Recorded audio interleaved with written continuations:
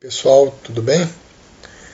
Vamos falar do assunto hoje que é um pouquinho mais teórico, né? Então um pouquinho menos divertido, digamos assim, mas também é necessário, tá? A gente vai falar hoje sobre a semiologia da sede e apetite. E aí, falando da semiologia da sede, a gente vai falar além obviamente, dos distúrbios da água, né?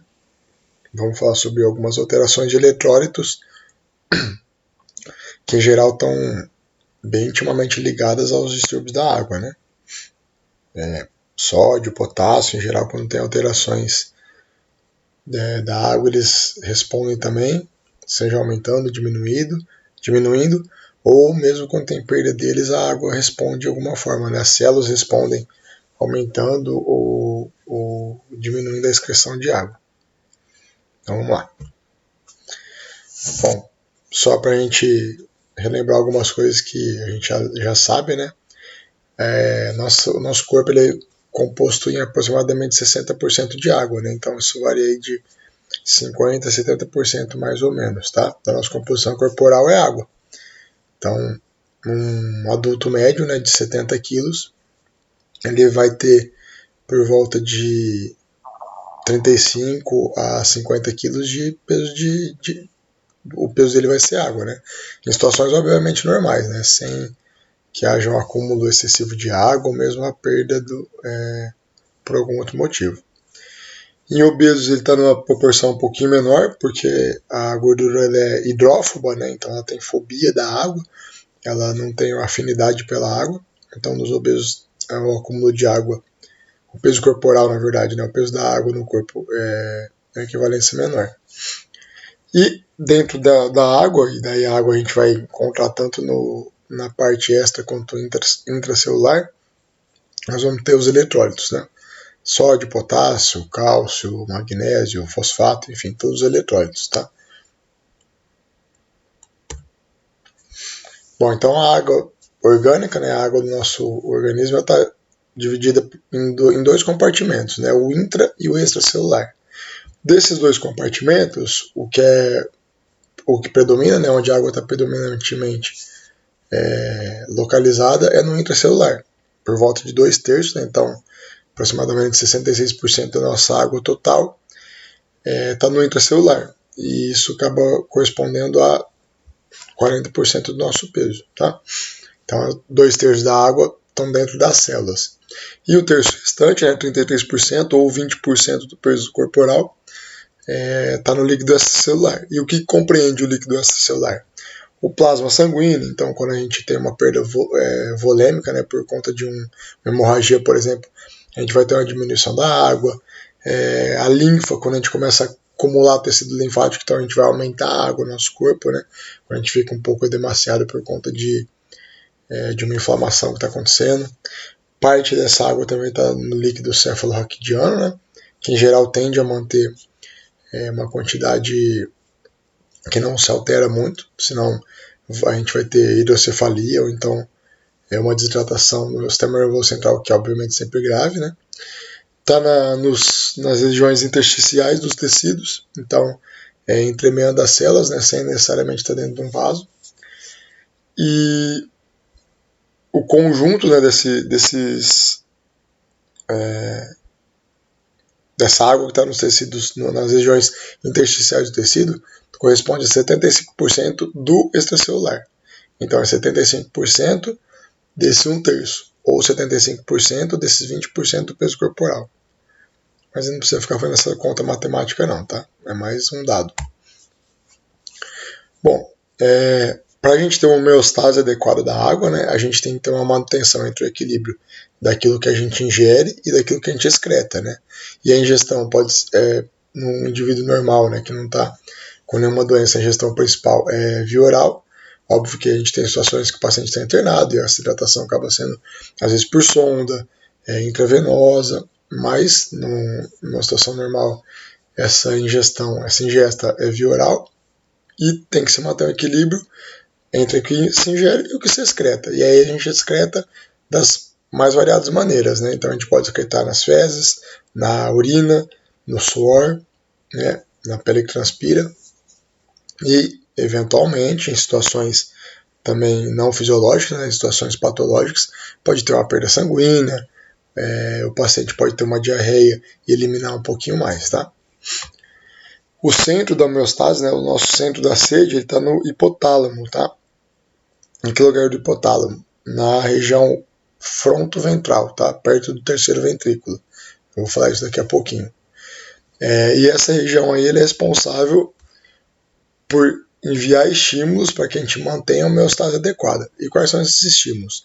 O hipotálamo, ele envia estímulos normalmente não, ele envia estímulos para o lobo posterior da hipófise, que é a chamada neurohipófise, e através de dois hormônios principais ele ajuda na regulação dessa água. Um deles, então, é o ADH, que é o hormônio antidiurético, que inclusive é inibido pelo álcool, que eventualmente é consumido em festas, né, e situações de encontros, situações sociais. E o que esse ADH faz? O ADH ele faz um estímulo nos túbulos renais para que a água que seria excretada retorne. Então isso faz com que o quê? Com esse aumento de absorção da água, né, vai ter uma... e ele surge quando tem uma diminuição da pressão osmótica, essa água vai voltar para vai voltar pelos tubos renais para preencher o compartimento extra e intracelular, tá? O outro hormônio que atua é a aldosterona, que ela é produzida onde? Lá na zona glomerulosa, tá? Da suprarrenal. E ela promove o quê? Nesse caso, além dela promover a absorção da água, ela promove também a absorção do sódio. A gente vai ver, inclusive, que existem alguns diuréticos, como a espironolactona, que a ideia é aumentar, inibir essa aldosterona, né? Para o paciente perder mais água e diminuir, consequentemente, antidiurético não, antihipertensivo, desculpa, e diminuir, consequentemente, essa pressão. Só que uma das consequências é a diminuição do sódio e a excreção aumentada do potássio, tá? Então, a sede. O que é a sede? A sede é uma sensação de ingerir líquidos. Então, a gente tem a necessidade, né, o nosso organismo deflagra lá a necessidade de ingerir mais líquido. E, em geral, o principal líquido, né, é a água. Como que a gente nota, por exemplo? Além da vontade, né? A boca começa a ficar seca. A boca seca ela não é um sinal só de sede, ela é um sintoma. A gente está precisando da água. O desejo consciente por água. Então a gente saber que a gente tem que ingerir um mínimo por dia lá de 2 litros, 2,5 litros de água por dia e voluntariamente manter essa ingesta. Tá? A secura da boca, como eu disse, ela é um sintoma, não é uma causa básica, né? Então não é a boca está seca, eu vou ter que ingerir água, né? Ela está fazendo com que aconteça isso. Não, ela só ficou seca porque alguma outra coisa, né, causou isso daí, tá? E a quantidade de água no organismo. Quando a gente começa a ter uma diminuição, um déficit, né, hídrico, quando a gente começa a ter menos água no organismo, a gente obrigatoriamente começa a ter sede para que o hipotálamo deflagra essa necessidade de ingestão maior de líquidos. Sede fisiológica, quando ela surge principalmente da desidratação, tá? E a desidratação ela surge por dois mecanismos. O aumento da tonicidade celular, então tem uma desidratação da célula, e daí esse meio intracelular fica hipertônico, porque lembra, a gente perde líquido, o eletrólito que está lá continua, perde no caso água, né? O eletrólito que está lá continua, então relativamente ao líquido que ele tinha, que diminui, ele vai estar tônico, vai ter aumento da tonicidade dele, porque ele vai ter uma concentração maior, tá? Ou por uma diminuição do fluido extracelular, tá? O aumento da tonicidade celular, né? Então quando o intracelular se torna hipertônico, ele é percebido pelos osmoreceptores, que a gente vai ver onde fica daqui a pouquinho. E a diminuição do volume, A diminuição do volume do fluido extracelular ele é monitorizado pelos barorreceptores, que ficam principalmente no compartimento vascular. E é importante isso porque, quando começa a ter uma perda de líquido grande, no caso de um sangramento, por exemplo, esse barorreceptor identifica uma diminuição da pressão e manda um feedback, manda um aviso para o nosso sistema nervoso central que a gente tem que começar a reter um pouco de líquido. Então vai começar a sequestrar líquido das regiões periféricas e das regiões menos importantes para manter órgãos e sistemas mais importantes hidratados, tá? E o ADH, que eu falei agora há pouco, né, o hormônio antidiurético, ele, além de ajudar a controlar a osmolaridade extracelular, ele contribui também na concentração de sódio.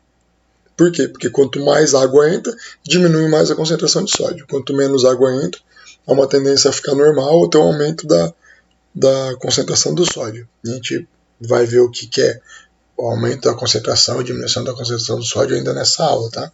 E os sintomas que gera. O centro da sede, então, onde que está? Como eu falei, está no hipotálamo, próximo dos núcleos supraóticos, tá? Lá na parede anteroventral do terceiro ventrículo. Lembra que a gente tem o quarto ventrículo, os ventrículos laterais e o terceiro ventrículo. E nessa área lateral, aos núcleos pré-óticos. A gente tem, então, os neurônios lá no centro da sede. Esses neurônios, eles funcionam aqui, ó, como osmoreceptores. Esses osmoreceptores, junto com baroreceptores, ou receptores cardiovasculares, eles enviam um sinal para a nossa neurohipófise. Para quê? Para que essa neurohipófise aumente e estimule, então, a liberação do hormônio antidiurético, que é o hormônio que vai fazer com que nos túbulos renais haja um sequestro de volta para o nosso organismo da água que seria eliminada, que seria excretada. Tá? Esses centros da sede, eles respondem, obviamente, a injeções hipertônicas de sal. Então, se por acaso é um paciente que fez uma ingesta abusiva de algum sal, seja sódio ou qualquer outro eletrólito, voluntariamente, ou então até por erro, às vezes, de hidratação, ou por necessidade de aumento, isso vai fazer com que o ADH seja estimulado a ser produzido para aumentar a água. Tá bom? E outra coisa que ajuda a balancear esse centro da sede, e onde o centro da sede atua, é na eliminação de líquido. Então, o centro da sede que vai permitir com que os rins excretem mais urina, os pulmões, a nossa respiração, quando a gente elimina o CO2, também a gente perde um pouquinho de líquido, pela pele, né, pela nossa transpiração, e pelo trato gastrointestinal, que obviamente o principal é a eliminação de bolo fecal, mas que junto com esse bolo fecal há também uma eliminação de líquidos na evacuação. Então, aqui, como eu falei, né, o hipotálamo envia um estímulo à hipófise, na neurohipófise, na verdade, né, no lobo posterior, e esse lobo posterior vai fazer com que ele vai estimular a produção de hormônio antidiurético, e lá nos túbulos renais vai fazer com que a urina tenha um fluxo diminuído, uma concentração aumentada, na verdade. Aqui o fluxo é diminuído e a concentração aumenta, porque vai reter um pouco mais de água, né? Então, o que regula, principalmente, lá no sistema nervoso central, a nossa sede? Quando a gente tem uma hipovolemia, né, quando a gente diminui a quantidade de líquido do nosso corpo, ou quando a gente tem uma hipernatremia, aumenta a quantidade de sódio, então o sódio fica muito concentrado, o que a gente pode fazer? Ou eliminar sódio, ou aumentar a quantidade de água para que ele seja diluído, né? Então lá, nas células justas glomerulares, a gente vai ter um aumento da produção de renina, tá? A filtração renal vai fazer com que essa renina seja produzida em maior quantidade. E qual que é a função da renina? É ativar isso aqui, ó, sistema renina, angiotensinogênio, angiotensina. Então a renina vai fazer com que o angiotensinogênio, que é um hormônio ainda inativo, seja convertido em angiotensina 1. Tá? E essa angiotensina 1 em angiotensina 2, que tem como função estimular a hipófise para produzir mais ADH e, consequentemente, trazer de volta a célula, trazer de volta o líquido para dentro do organismo, das células também. A angiotensina 2 vai estimular o nosso córtex cerebral para que estimule o centro da sede e lembre a gente de ingerir água.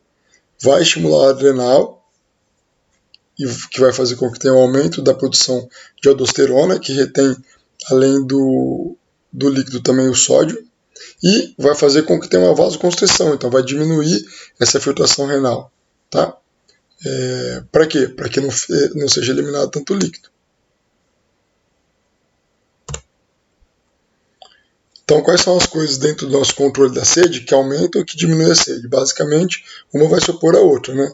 Então, o aumento da osmolaridade da angiotensina 2, eles aumentam a sede, porque a angiotensina 2 vai lá estimular o nosso córtex cerebral para que a gente tome mais água. O aumento da osmolaridade aumenta porque fica mais concentrado, então a gente tem que ingerir mais água para diminuir a concentração de eletrólitos, tá? Ao contrário, uma diminuição do volume sanguíneo, então a perda de volume sanguíneo diminuído significa perder líquido celular, vai fazer com que a gente aumente a sede para quê? Para tentar repor esse líquido que está sendo perdido. Diminuição da pressão sanguínea aumenta a sede como? Fazendo com que os baroreceptores ativem o centro da sede para que a gente ingira mais água, tá? E a boca seca, né, é um sintoma que vai estimular também para que a gente beba água. E daí a diminuição da sede é tudo ao contrário, né? A queda da osmolaridade da angiotensina 2, o aumento do volume sanguíneo, então se o paciente começa a ter um aumento do volume sanguíneo, seja por uma hiperidratação ou começou a correr soro demais, esse centro da sede vai ficar um pouquinho mais inibido, e da pressão sanguínea também. E o que seria o antagônico aí, né, da secura da boca, é a distensão gástrica. Tá? Quando a gente está com o estômago distendido, a nossa sede tende a diminuir. Então eu falei agora um pouco da fisiologia, vamos entrar um pouco mais na semiologia, né? Como que a gente denomina as alterações da sede? Assim como a gente denomina as alterações de frequência respiratória, cardíaca, de pressão, tudo isso daí, a gente também vai ter denominação para as alterações da sede. Então, a polidipsia, ela é o aumento da sede, né, ou o aumento da ingesta hídrica. A oligodipsia, óligo, né, que é do grego, é uma diminuição da sede ou uma diminuição da ingesta. A dipsomania, que é um paroxismo irresistível para ingerir líquidos, e daí a gente pode ter isso na epilepsia, na melancolia, o paciente que às vezes tem esquizofrenia, ele tem o centro da sede dele fica um pouco desregulado. Uma lesão hipofisária, como a gente viu aqui, a hipófise é muito importante nesse controle da sede, né? Existe uma comorbidade, né, que ela tem fundo psicológico, psiquiátrico, que é a potomania. O paciente, em geral, ele ingere até 10 ou mais litros de água por dia, tá? E a dipsia, que é a ausência total da sede, tá? Polidipsia, então. A polidipsia, ela vai significar a polidipsia vai ter uma redução da ingesta de líquido, a gente vai ter uma escassez, ou pela odinofagia, né? Então quando a gente tem dificuldade de engolir, seja por uma estenose, seja por uma amidalite, por uma lesão neoplásica que está obstruindo, por alguma cicatriz de esôfago, pacientes às vezes que tentaram suicídio fizeram ingesta de soda cáustica, síndrome da estenose pilórica, né? Então o piloro, que é o que fica lá no duodeno, ele espreme e não deixa com que tenha uma diminuição da ingesta hídrica, da distensão gástrica, pode gerar de polidipsia, porque a gente começa a reduzir a ingesta líquida cada vez mais, e em algum momento o centro da sede vai ativar, você tem que tomar água lá, tá? Ou por aumento da eliminação de líquidos, né? Então quando a gente transpira muito, e aí obviamente que a polidipsia não surge só por patologias. A transpiração excessiva ela não surge, ela pode acontecer na atividade física, tá? É algo fisiológico, a gente vai fazer atividade física, nosso corpo produz calor, precisa eliminar esse calor e acaba transpirando. Consequentemente, depois a gente vai ter um aumento da ingesta hídrica para compensar isso daí. Vômitos e diarreia, mesma ideia, a gente começa a perder líquido celular, a gente vai ter que aumentar a nossa ingesta hídrica para compensar. Hemorragias também, tá? Obviamente que aqui são hemorragias de menor grau, né? Quando são hemorragias muito, muito extensas, eventualmente até a consciência do paciente fica um pouco rebaixada e só a ingesta hídrica via oral não vai ser suficiente. Quando mais a gente pode ter polidipsia? Na poliúria. Então, quando a gente está eliminando muito pelo rim.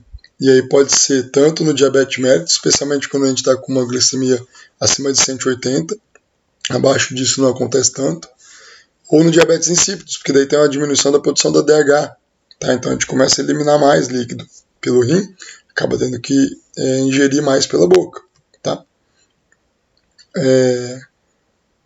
Aqui, como eu falei, né, a glicemia geral próxima de 180, diabetes mellitus, e a glicosúria, que é um aumento de glicose na urina, né, vai acabar gerando poliúria, que é quando o paciente aumenta muito a quantidade de urina, e a nictúria, quando ele levanta 2, 3 ou mais vezes na noite para poder urinar, né? E aí vai acabar gerando polidipsia, porque são situações que estão eliminando nossa água corporal.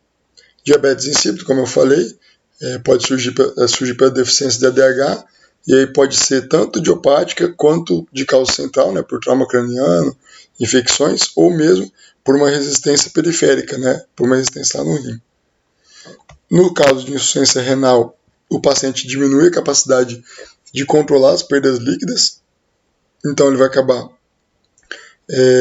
consequentemente, perdendo mais líquido, tendo que aumentar a ingesta hídrica.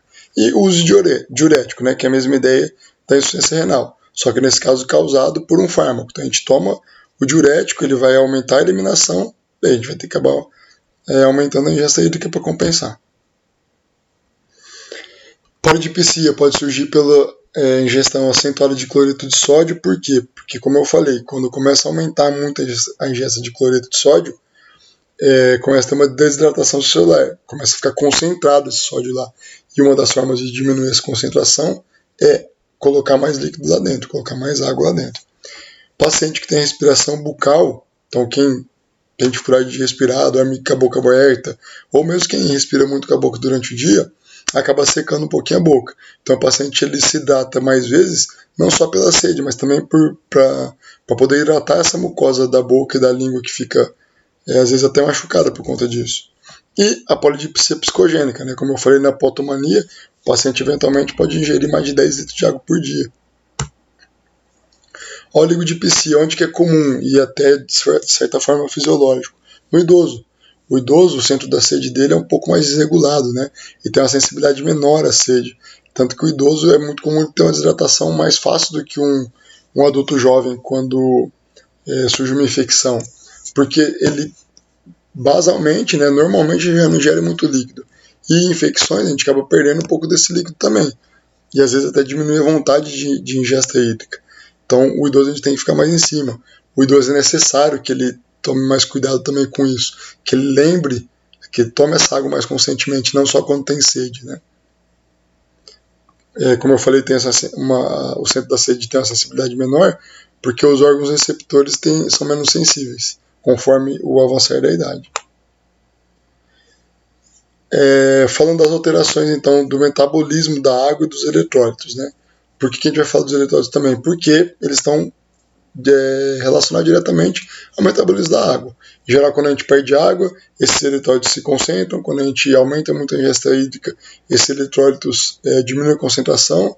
E ao contrário também, quando esses eletrólitos aumentam a sua concentração, é um sinal de que a gente está provavelmente com uma quantidade de água corporal diminuída. E quando eles têm a sua concentração diminuída, pode ser um sinal de que a gente está com essa quantidade de água corporal aumentada. Daí a gente vai falar sobre, eu vou passar esse slide rapidinho, porque a gente vai falar sobre tudo isso aqui depois, tá? Então a gente vai falar sobre deficiência de sódio, que é a hiponatremia, o excesso, que é a hipernatremia, a deficiência e o excesso de potássio, que é a hipo e hiperpotassemia, ou hipo e hipercalemia. E a gente vai falar também da acidose e alcalose. Bom, deficiência de água. Ela é decorrente da privação de líquidos, da ingesta de líquidos, seja por inexistência da água, por impossibilidade de deglutição. Então, como eu falei, pacientes às vezes têm processos neoplásicos ou tá só com uma amidalite, né, que é uma situação temporária, mas que atrapalha por um tempo essa ingesta hídrica. A ausência de sensação de sede, seja por um trauma no centro da sede, ou como eu disse, até de maneira fisiológica, no idoso, pela diminuição da regulação do centro da sede, né? Por um excesso de eliminação, pode existir excesso da deficiência da água. Então, e esse excesso de eliminação pode ser por diarreia, por diabetes que está gerando poliúria, pode ser por vômitos, pode ser por um diabetes insípido, está diminuindo a produção de ADH, tá? E a gente tem outras causas, como eu falei, diarreia, vômito, sudorese intensa, o paciente está exposto ao calor ou fazendo uma atividade física muito intensa, ele pode ter uma deficiência de água. Óbvio que algumas situações são mais fáceis, né, de repor essa água depois, mas ainda que temporariamente ou por um período curto, elas podem gerar uma deficiência de água. Queimaduras, então quando a gente tem uma queimadura, a gente perde a pele, né, ou perde parte da pele, dependendo da extensão da queimadura. E a pele é a primeira camada nossa protetora, né? A primeira coisa que protege contra a desidratação, para segurar esse líquido lá dentro. Então, a partir do momento que a gente perde essa camada, a gente perde líquido com mais facilidade também, tá? E como que a gente vai ver essa deficiência de água? Do ponto de vista prático, a gente consegue ver alguns sinais, alguns sintomas no paciente que pode estar sugerindo a desidratação, e a gente consegue ter até uma noção do grau de desidratação, né? Então, essa desidratação leve, ela vai até 2% do peso corporal. A gente pode, inclusive, pesar o paciente, né? Em algumas comorbidades, os pacientes estão internados, a gente pode, eventualmente, precisar e fazer o controle dos líquidos simplesmente, né, entre aspas, pelo fato de pesar. Muitas vezes a gente consegue só notar edema ou desidratação do paciente quando já passou de um certo nível, que seria mais fácil agir anteriormente. Na desidratação leve, então, o paciente tem uma sede moderada, a pele e a mucosa da boca, né, a mucosa oral, está um pouquinho diminuída a umidade, mas ainda tem uma umidade presente, e as regiões de dobras, né, axila, virilha, elas vão estar um pouco secas. Na desidratação moderada, ela já atinge de 3 a 5% do peso corporal, a sede vai estar aumentada, o paciente então já está com um grau de desidratação maior, ele começa a ter uma queda de estado geral, fica um pouco mais fraco, então vai ter a dinamia. A elasticidade da pele, a gente pega a pele, ela não volta fácil assim, ela fica até um pouco enrugada depois que faz a prensa da pele. O globo ocular fica um pouco fundo, né, e a mucosa oral já começa a ficar bem seca. E na desidratação intensa, essa sede aumenta, esse turgor piora, o olho fica mais fundo e a gente pode começar a ter repercussões hemodinâmicas, inclusive. O paciente pode começar a ter uma diminuição da pressão arterial, um aumento da frequência cardíaca. E aí, como eu estava falando, sinais e sintomas, né, de desidratação, né, da falta de água. O paciente começa a ficar um pouco mais fraco, ele fica apático, ele já não reage tão bem a estímulos externos, ele começa a ter o aumento das um aumento da sede, exceto obviamente nos casos que tem lesão no centro da sede, né, porque daí não vai ter nada estimulando. Começa a diminuir o peso, a pele fica um pouco mais seca, então aumenta o turgor, como eu falei, diminui a sudorese, especialmente em regiões de dobras, a língua começa a ficar mais seca e quando isso avança, ela começa inclusive a ter fissuras, né? Fica com a língua um pouquinho rachada, a saliva fica muito escassa, isso surge também não só em desidratação, quando a gente fala muito, por exemplo, a gente tem uma tendência a não se hidratar adequadamente e a boca fica mais seca. Diminuição do turgor da pele, como eu falei, e em casos mais graves, né, de desidratação mais grave, e aí os mais suscetíveis nessas situações são os extremos, né, idosos e crianças, né, pode gerar febre, alucinações e até delírio, porque começa a desidratar, inclusive o sistema nervoso central. Os exames laboratoriais, eles vão variar de acordo com a causa, né, e qual que a gente pede de rotina? Em geral, a gente solicita hemograma, os eletrólitos principais, então sódio, potássio, cálcio, magnésio, fosfato, e a ureia e creatinina para ver a função renal, né? Que é por onde a gente elimina boa parte, por onde elimina boa parte do líquido, e por onde tem um sistema muito importante do ADH e da aldosterona segurando o líquido dentro do organismo.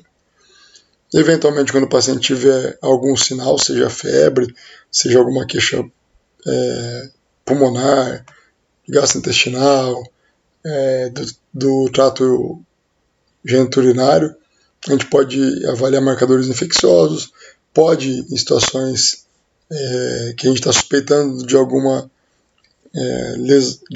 diminuição da produção de hormônio, fazer a dosagem de hormônio diurético, como a DH, aldosterona, e eventualmente até fazer a estimativa da filtração glomerular. Isso a gente consegue fazer até mesmo sem pedir nenhum outro exame, além da ureia e creatinina, tá? No hemograma, o hematócrito, né, a gente tem hemoglobina e hematócrito. O hematócrito ele vai estar geralmente acima de 50%. Por quê? Porque vai estar concentrado. Essa água, o hematócrito ele vê mais o líquido extracelular. O líquido extracelular vai estar diminuído, então a concentração vai estar aumentada. Falamos da diminuição de água, vamos falar do excesso então. Excesso de água ou intoxicação aquosa, né? Pode parecer estranho, mas pode acontecer. E quando pode acontecer? Alguma coisa que desregula o centro da sede e a hipófise começa a ter uma produção excessiva do hormônio antidiurético, então começa a reter muito. Perda da capacidade renal de excreção da água, então daí essa água começa a ser retida, seja por uma insuficiência renal grave, por uma insuficiência cardíaca congestiva, ou mesmo por uma falta da excreção da DH, ou excesso de administração de água. Tá? Geralmente isso acontece por via parenteral. E em crianças a gente começa a fazer uma hidratação via retal, por conta, eventualmente, que ela está tão desidratada que é difícil conseguir um acesso nela. Né? Raramente a gente vai ter um excesso de água, né, uma intoxicação aquosa por ingesta hídrica via oral, tá? Exceto no caso que eu falei da potomania. Mas mesmo assim, os pacientes em geral eles ingerem por volta de 10 litros de água, pouco mais. Em geral, para a gente ter uma intoxicação aquosa, a gente deveria ter aproximadamente 1 litro, 1 litro e meio de ingesta hídrica por hora, né? E quais são os sinais e sintomas? Fraqueza, apatia, alteração do comportamento, porque a gente pode também demaciar no cérebro com água demais, convulsões, a pele fica úmida, fica quente, porque a gente começa a aumentar a necessidade de eliminar essa água, a pele também fica congesta e demaciada, né? Exames laboratoriais. Se na ausência de água o hematócrito estava aumentado, no excesso de água vai estar diminuído, porque vai estar diluído. O líquido extracelular vai estar vai estar aumentado, vai estar com muita água lá dentro. O volume globular médio da hemoglobina vai estar aumentado também. Por quê? Em decorrência da pressão osmótica, né, da célula ser maior do que do plasma. Então vai acabar trazendo esse líquido. Lembra daquilo da passagem por osmose, né? Vai do meio menos para o meio mais concentrado. Falamos aqui do distúrbio da água, vamos falar então do distúrbio do sódio, tá? Primeiro vamos falar da hiponatremia. A hiponatremia, então, ela é uma diminuição do sódio, né? Ela é uma perda do sódio. Em geral, nos exames laboratoriais, vão mostrar um sódio menor que 135 miliequivalentes por litro, tá? Essa hiponatremia ela pode estar ou não associada à água, tá? Então, a perda de água, né? Pode ser uma hiponatremia porque o paciente perdeu a água, mas junto levou o sódio, ou simplesmente perdeu o sódio e a água se manteve, tá? E aí por onde ela pode ocorrer? Pode ocorrer, em que casos, né? Diarreia, vômito, fístulas biliares, aspiração por sonda, a perda pela pele pode surgir por uma sudorese intensa, e daí o paciente acaba, às vezes, suando muito, ingerindo água, mas esquecendo de ingerir isotônicos também, para aumentar os eletrólitos. Por queimadura, como eu falei, né, a gente perde a proteção. Lesões exudativas, né, então fica aquelas lesões que ficam transbordando, né, fica um transudato ou um exudato quando está inflamado, né. Por um sequestro no próprio organismo, então uma obstrução intestinal começa a sequestrar a água para dentro ou melhor, a gente começa a ter uma eliminação de água e de sódio junto. Na peritonite, começa a acumular líquido dentro da cavidade abdominal. A gente pode ter uma hiponatremia causada pelos rins, quando a gente tem uma inflamação, uma nefrite, né, que é uma inflamação renal, daí a gente acaba perdendo mais água e também mais sódio na acidose diabética, e pode surgir por uso de medicamentos. Então, quando a gente faz a ingesta de um diurético, em geral ele não elimina só a água, né? Ele elimina também os eletrólitos juntos e acaba diminuindo eventualmente o sódio. A gente pode ter uma perda de água rápida, como? Que pode evoluir para um choque hipovolêmico. Então, como? Um sangramento, uma hemorragia intensa, tá? pode ser por uma perda gradativa. E daí a perda gradativa, a gente vai ter o decorrer dos sintomas, né? Então o paciente começa com sintoma de fraqueza, começa a ter dificuldade de se levantar, e quando se levanta pode até dar um pouquinho de tontura por conta de uma hipotensão, ele começa a ficar apático, começa a ter uma cefaleia, porque começa a ficar muito demasiado o sistema nervoso central, sensação de vertigem, né? Quando isso vai evoluindo, conforme vai piorando, essa cefaleia pode gerar um estado confusional, de delírio, né? Que começa a surgir nos casos mais graves, e daí, se não vai agindo, se ninguém vai tratando, se isso vai sendo deixado de lado, começa a repor líquido no paciente que está internado, de repente numa unidade de terapia intensiva, e não faz o controle adequado de eletrólitos, pode evoluir até para um estado comatoso. Exame físico, como que a gente vai encontrar o exame físico na hiponatremia? De perda do turgor, né? Então a pele vai estar menos elástica, não vai acontecer isso aqui, né? Quando a gente fizer isso, vai ficar um pouquinho presinha até ir voltando ao normal. Isso vai variar conforme o grau de hiponatremia, assim como eu falei lá na perda de água também, na desidratação. O globo ocular vai estar um pouquinho deprimido, então vai ter aquele olho um pouquinho mais fundo, né? Os reflexos vão estar diminuindo, porque a bomba de sódio e potássio, obviamente, aí vai estar prejudicada, e pode ter uma hipotensão ortostática. Óbvio que em casos mais avançados, a hipotensão pode ser, inclusive, em decúbito, mas geralmente a hipotensão ortostática é a primeira a aparecer. Nos exames laboratoriais, vai ter um aumento do hematócrito, do volume globular médio, vai ter uma diminuição do sódio, daí, como eu falei, abaixo de 135, varia um pouquinho de acordo com o laboratório, entre 130 e 135, tá?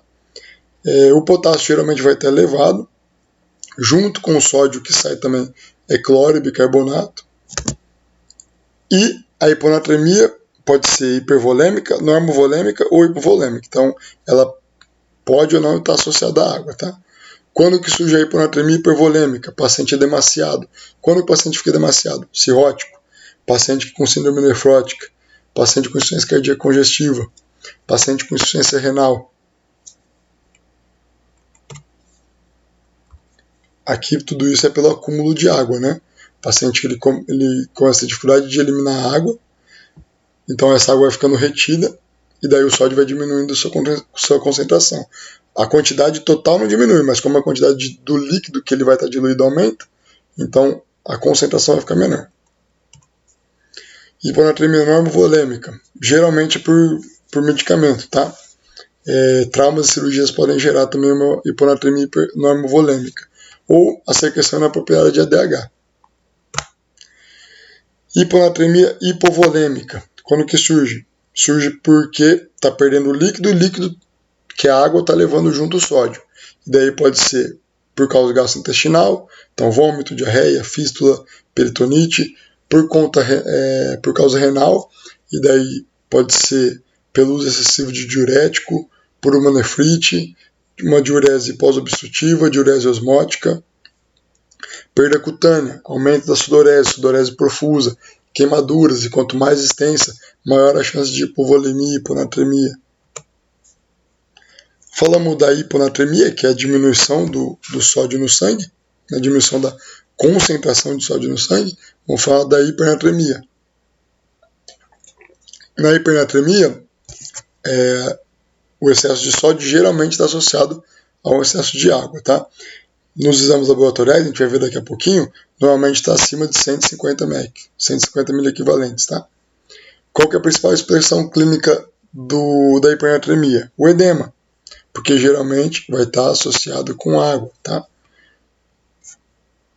E geralmente com aumento da secreção de aldosterona, que vai ativar lá, como eu falei, o sistema renina, renina, angiotensina, aldosterona, tá? Causas mais comuns de edema com retenção de água. Insuficiência cardíaca congestiva. Ah, professor, mas você não falou que a insuficiência cardíaca congestiva pode ter uma hiponatremia? Pode. Depende da fase da insuficiência cardíaca congestiva.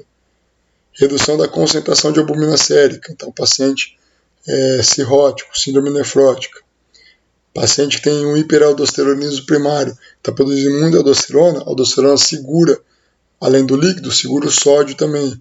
Síndrome de Cushing, medicamento anti-inflamatório corticoide. Por quê? Eles estimulam a adrenal. A adrenal no Cushing e com doses ainda não supressoras de corticoide faz com que a aldosterona seja produzida em maior quantidade. Infusão excessiva de solução contendo sódio. O paciente que está internado há muito tempo, fica lá sendo hidratado com soro fisiológico. Soro fisiológico é o quê? É água e sal. Tá? Então tem que estar sempre controlando o paciente que está internado, para depender diminuir, mudar o que está hidratando ele. Sinais e sintomas. Muito semelhantes à hiponatremia, principalmente o sistema nervoso central. Comprometimento cerebral. Começa com uma confusão, depois o paciente fica um pouco mais embotado, mais apático, né? Vai aumentando, ficando cada vez mais apático, reagindo muito pouco a estímulos externos, e se nada for feito para mudar esse quadro, o paciente pode evoluir para um estado comatoso.